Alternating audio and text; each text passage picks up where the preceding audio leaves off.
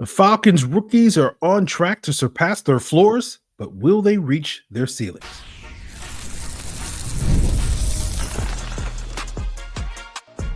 You are Locked On Falcons, your daily Atlanta Falcons podcast. Part of the Locked On Podcast Network, your team every day. Welcome back, everyone, to another illustrious episode of the Locked On Falcons podcast, your daily Atlanta Falcons podcast, part of the Locked On Podcast Network, your team every day. And today's episode is brought to you by Gametime. Download the Gametime app, create an account, and use code LOCKEDONNFL, and you'll get $20 off your first purchase. Now, if you do not know me, I'm your very humble host, Aaron Freeman, a.k.a. Mr. Drew, a.k.a. the Jolly Green Giant, a.k.a. Mr. a.k.a. And I've been covering the Atlanta Falcons for almost 2 decades. Formerly at FalcFans.com, RIP, still going strong, almost coming up on 9 years as the humble host of the Locked On Falcons podcast later this year on Thanksgiving. And I thank each and every one of you that go strong with me as everydayers. That means you make this podcast your first listen each and every day. And all you got to do to become an everydayer is subscribe or follow for free on YouTube or wherever you listen to podcasts to get the latest episode as soon as it is available. So today's episode, we are talking about Friday's preseason game, and we'll talk about why I'm more concerned about the Falcons' offensive line depth and their secondary depth. We'll talk about, if any of these quote-unquote eighth rounders, these undrafted free agents are destined to make the team, but we got to, again, talk about the Falcons' 2025 draft class, the 5 draft picks that they had after reviewing the All-22 over the weekend. Let's dig into it and get thoughts. As I said on Friday night after the game, they all had moments, and the film kind of reaffirmed that they all had moments. And I think if you have quote unquote reasonable expectations for this rookie class, I think you come away feeling very positive about this rookie class.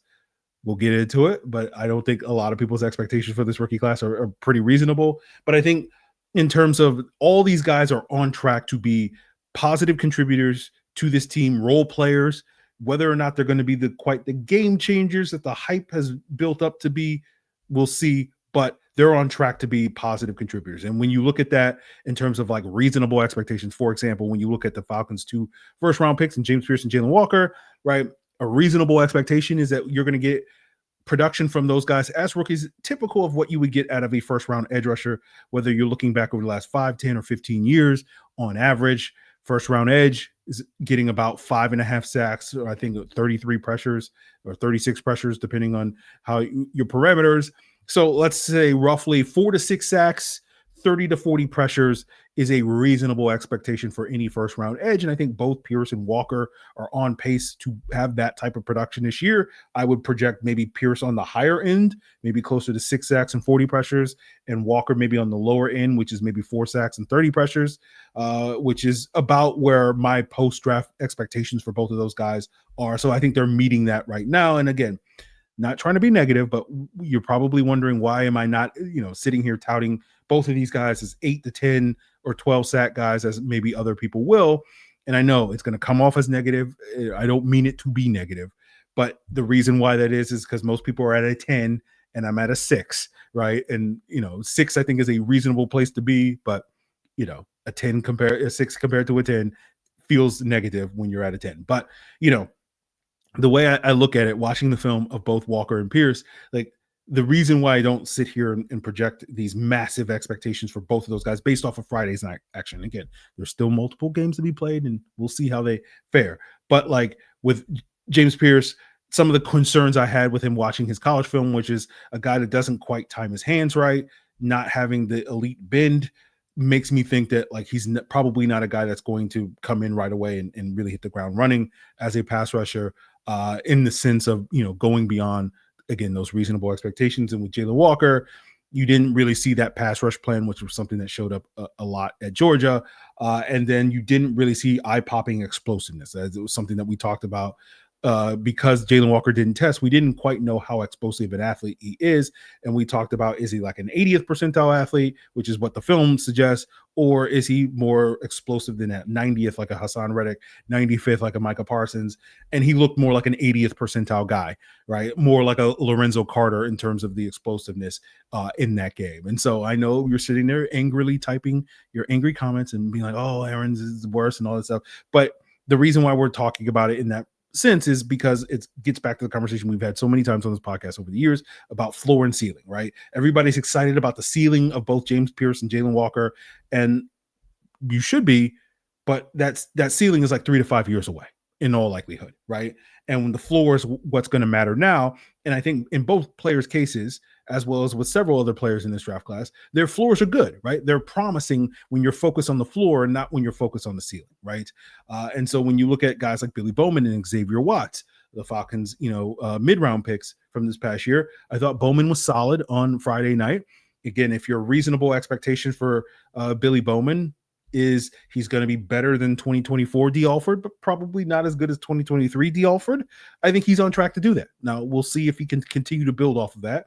And then when you look at Xavier Watts, right, like the reasonable expectation for him is probably somewhere below what Justin Simmons was last year, right?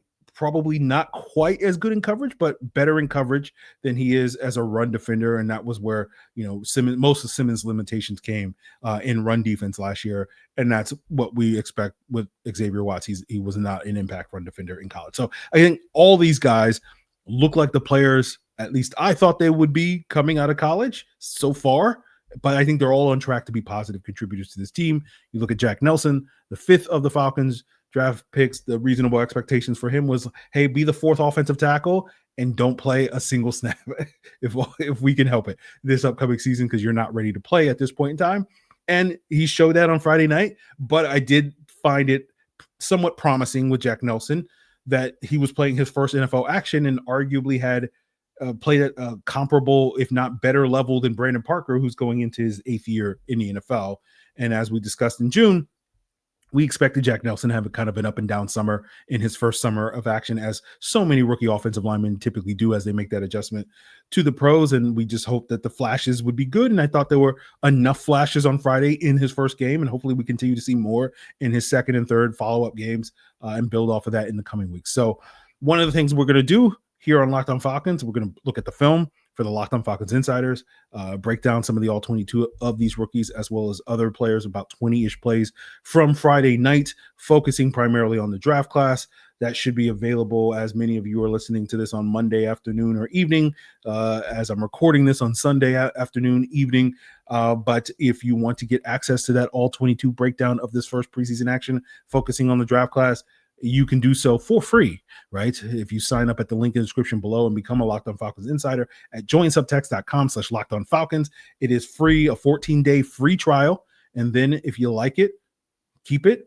We'll get into all 22 breakdowns throughout the regular season, $4.99 a month at that point in time. So check us out in that link in the description below if you want to get film access of why I'm optimistic about all these guys, but not necessarily being like all these guys are destined to be superstars and they're going to, change the face. Now, we will see. There's more games to be played. We'll see if the Falcons give those guys opportunities to play more games moving forward. But it's not just those 5 draft picks that, in terms of the Falcons rookie class, they had a quote unquote 8th round bunch of picks.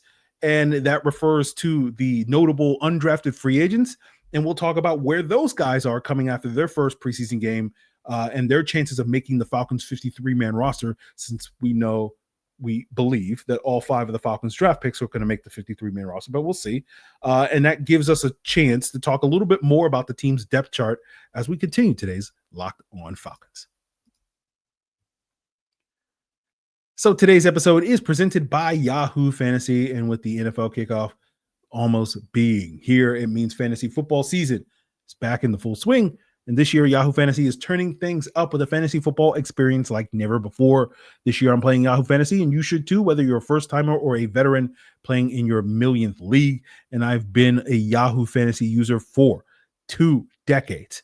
And the updates that they're rolling out this month are, pun intended, fantastic.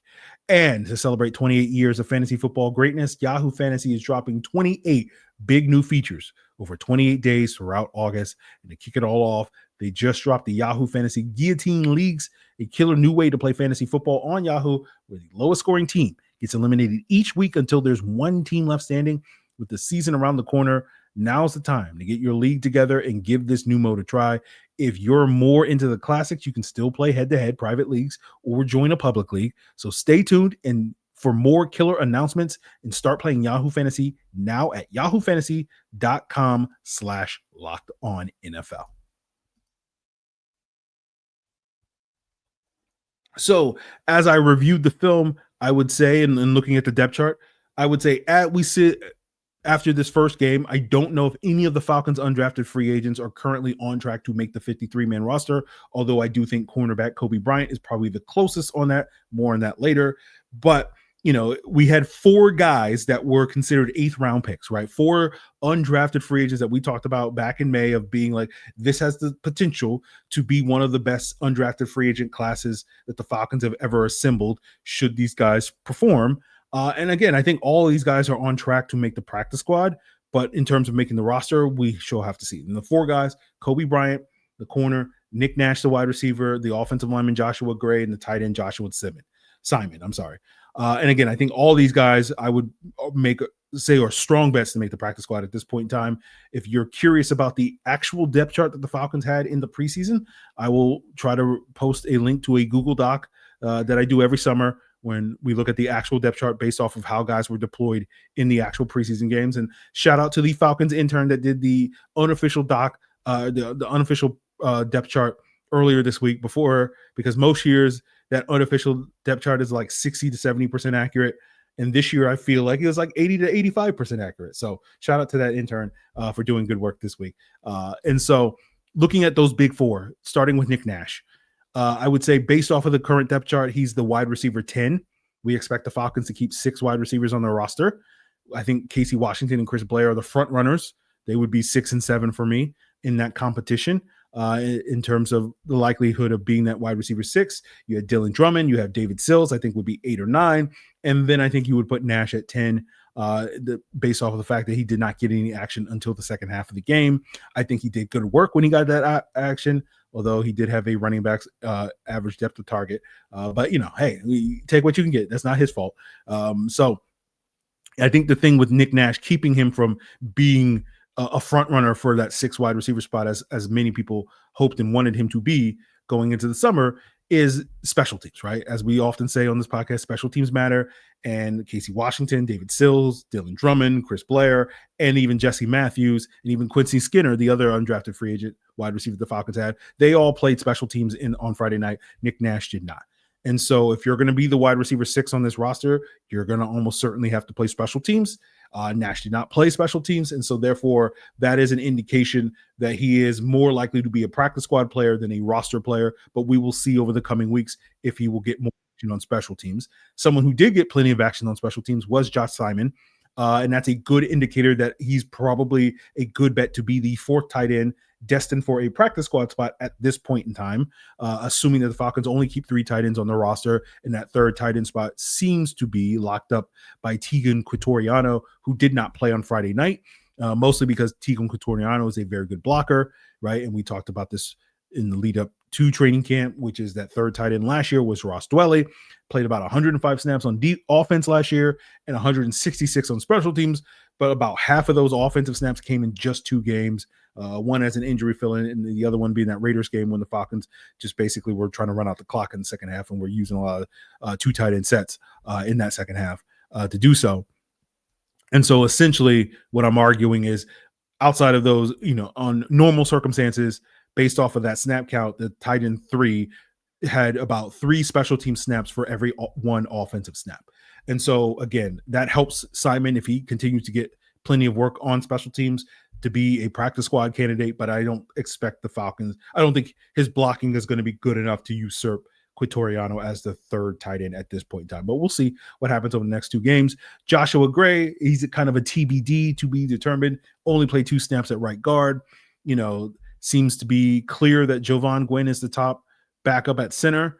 We'll see if Gray gets more snaps at center, where I think Gray has a better chance of unseating Javon Gwynn, because right now Kyle Hinton and Elijah Wilkinson are, the two backup guards for this team, and I don't expect Gray to leapfrog either one of those guys at this point in time. But again, we'll have to sort of see how he performs. We'll circle back to the second string offensive line later in today's episode. We are not Javon Gwynn fans on this podcast, but Dwayne Ledford appears to be, and it's his decision to make at this point in time. So looking at Cobee Bryant, the fourth of these 8th round picks, as I said earlier, I think he is the closest of this group to potentially make the roster, because right now I would say he's the CB7 or the CB8. AJ Terrell, Mike Hughes, Billy Bowman, Clark Phillips are the top 4. Then you have Natron Brooks and D. Alford and Lamar Jackson as CBs 5 through 7. And then I would put Bryant after that spot. Now, since we did not have here on Locked On Falcons on either of our May or July 53-man roster projections, we did not have D. Alford making the roster. You could push Bryant up to 7 in theory on the depth chart, right, rather than CB8.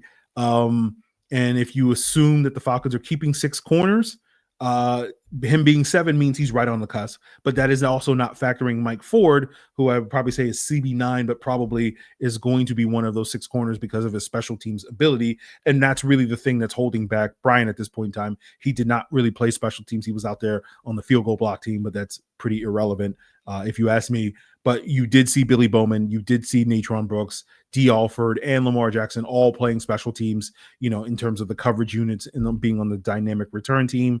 We know Mike Ford has a lot of experience. That's why Mike Ford has been in the league for 9 years, whatever it's been, because of his special teams ability. And so until we start to see Cobee Bryant get significant reps on special teams, I'm not going to be convinced that he's going to make the roster over any of those other guys, right? Because when you're that deep on the depth chart, you're going to probably play special teams, not on offense or defense. Like Clark Phillips is pretty much the only player that can get away with not being a starter and not playing special teams at this point in time. So I don't know if the Falcons will keep 2 of those guys if Cobee Bryant doesn't start getting more snaps on special teams. So speaking of special teams, Nick Kubitz played a ton of special team snaps. Nate Carter, the running back, Nick Kubitz being the linebacker, Nate Carter, the running back, got plenty of snaps. As I mentioned, Quincy Skinner did get snaps on special teams as well. I think all those guys are on track to be more practice squad guys rather than roster guys. But since we're talking about Cobee Bryant, and the Falcons cornerback room, I had a bunch of folks, Falcon fans, raise some concerns about the cornerback depth over the weekend. But I'm personally more concerned about the offensive line depth. Going back to that point about the second string offensive line, I think the math is on my side, but we'll answer that question on should we be more concerned based off of what we saw on Friday about the offensive line or the cornerback depth, and we'll get into all of that as we wrap up today's Locked On Falcons. So if you're looking for last minute tickets, whether it's to your baseball games, other sports events, music, comedy, theater, whatever event is near you, Gametime is the place to go. It's the perfect place for those killer last minute deals where you can save up to 60% off, and the prices on the Gametime app drop the closer you get to the start of your event. And if you're worried about, scrolling through a bunch of tickets to find the best deal, it can be such a hassle, but Gametime has their zone deals, right? Where they're going to pick the best seats in the section for you. And you not only get that, you get the panoramic seat views, no hidden fees at checkout, and the Gametime guarantee is going to have your back with cancellation protection and more. So take the guesswork out of buying tickets with Gametime by downloading the Gametime app, create an account, and use code LOCKEDONNFL, and you'll get $20 off your first purchase. Terms apply. Again, create an account and redeem code LOCKEDONNFL for $20 off. Download the Gametime app today. Last minute tickets, lowest price guaranteed. So I asked the question, what's the bigger concern, offensive line or cornerback depth? And I bring this up because, having conversation with several Falcon fans on Saturday, following Friday night's action in the Discord. Check it out in the link in the description below if you're enjoying the conversation. But a couple of guys expressed some disappointment with the cornerback depth coming out of Friday's game. And basically my response, maybe a little too snarky, was like, did you have expectations for the cornerback depth in order to be disappointment? And that's because like I have low expectations for the cornerback room outside of the starters and whatnot. And a lot of that is due to because I feel like we know 5 things about this cornerback room, right? We know AJ Terrell's good. We know Mike Hughes is competent. Now, whether you think Mike Hughes is a competent starter or a competent backup, is debatable. We know Clark Phillips is a competent backup. We know D. Alford is unreliable, whether that's as a backup or a starter. And we also know that Mike Ford is one of the worst cornerbacks in the NFL. And if there's a 6th thing that we do know about this cornerback room, we know Natron Brooks will always show out in the preseason as he has done the last 2 summers. But everything else beyond that is kind of an unknown, right? And that's, been a point that I've tried to make on this podcast since the draft, which is like, you want to figure out some of these unknowns by year's end, right?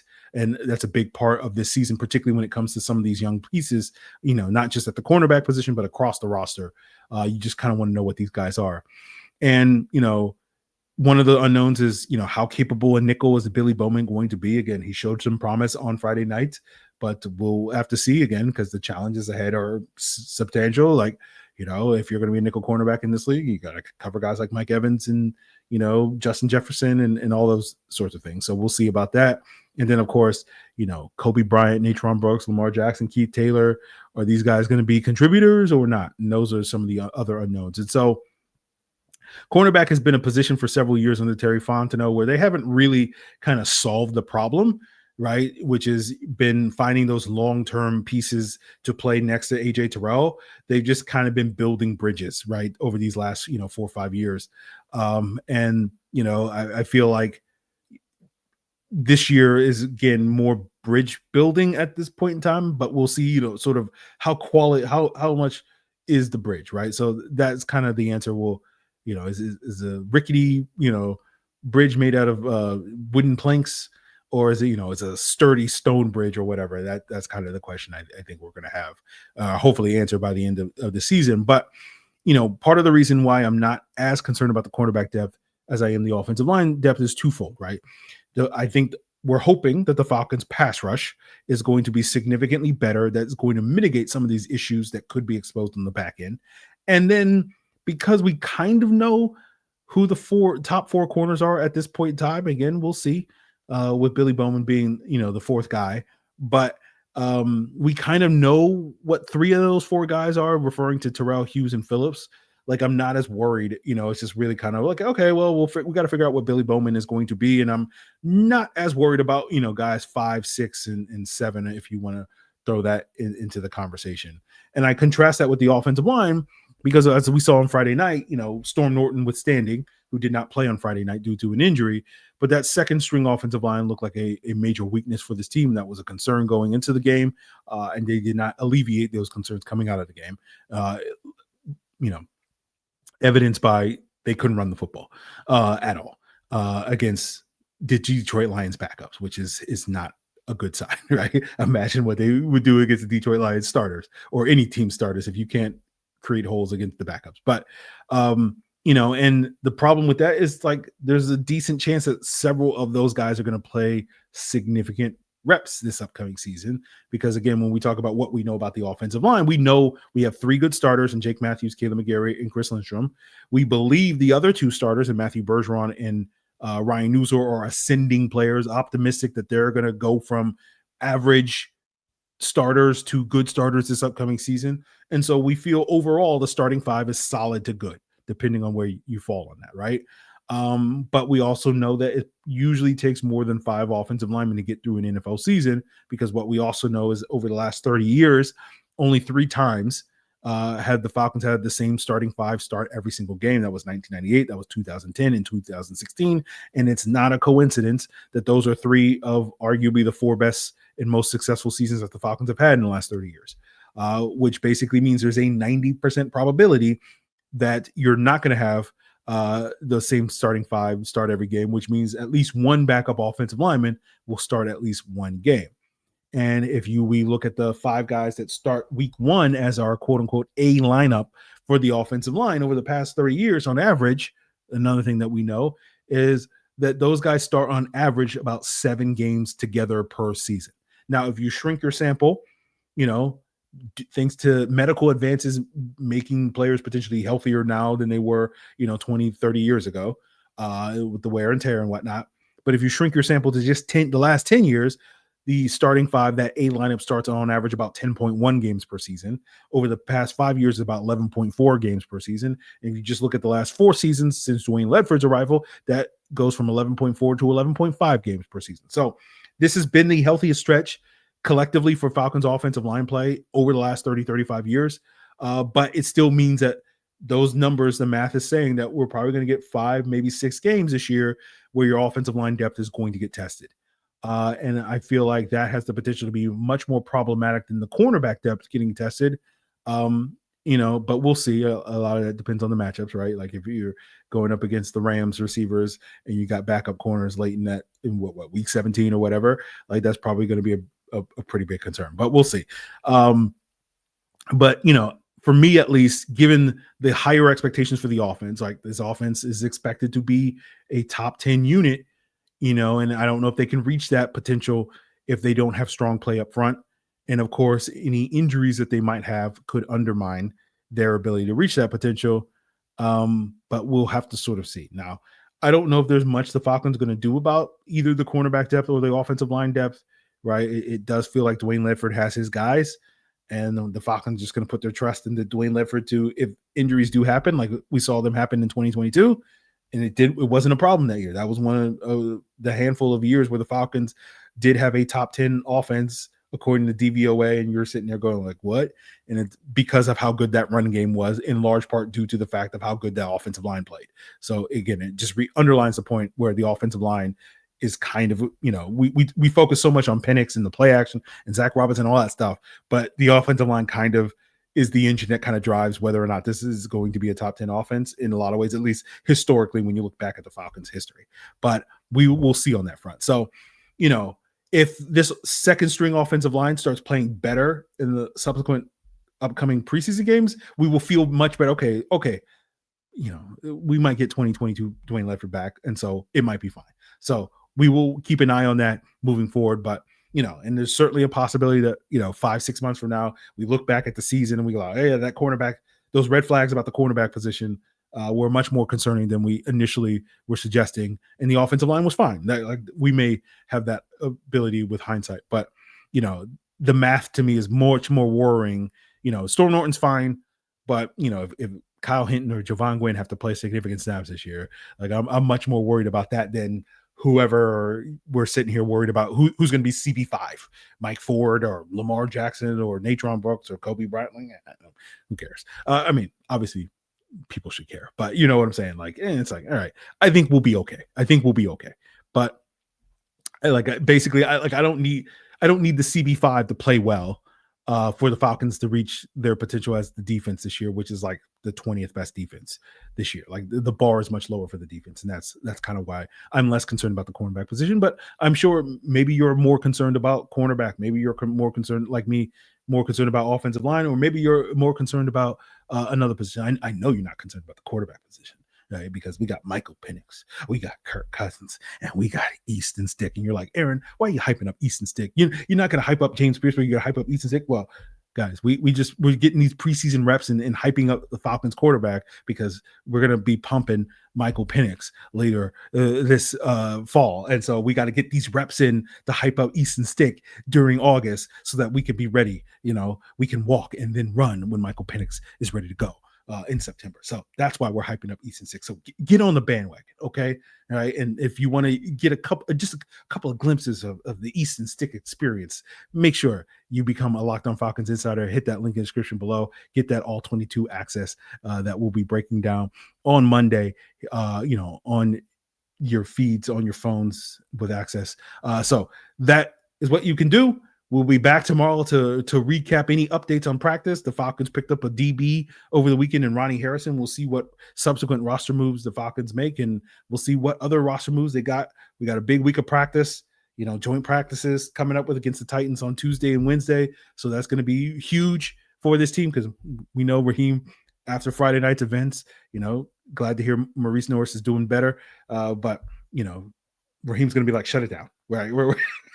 James Pearce. Well, Aaron, you're gonna have to be content with what you saw from James Pearce on Friday night because we ain't getting more. So I can understand, given the circumstances, that Raheem will make that decision. So we will be glued to our phones and televisions all week long to see what's the latest in practice, because I don't know if we're gonna get too many of these rookies, at least in the games, the draft picks, that is. At least the early round draft picks in the game. So that will be something we'll pay attention to. So continue to make Locked On Falcons. If you want to continue paying attention to that, make that your first listen. Check us out on YouTube or wherever you listen to podcasts. And of course, for your second listen, make sure you check out the Locked On Bets podcast.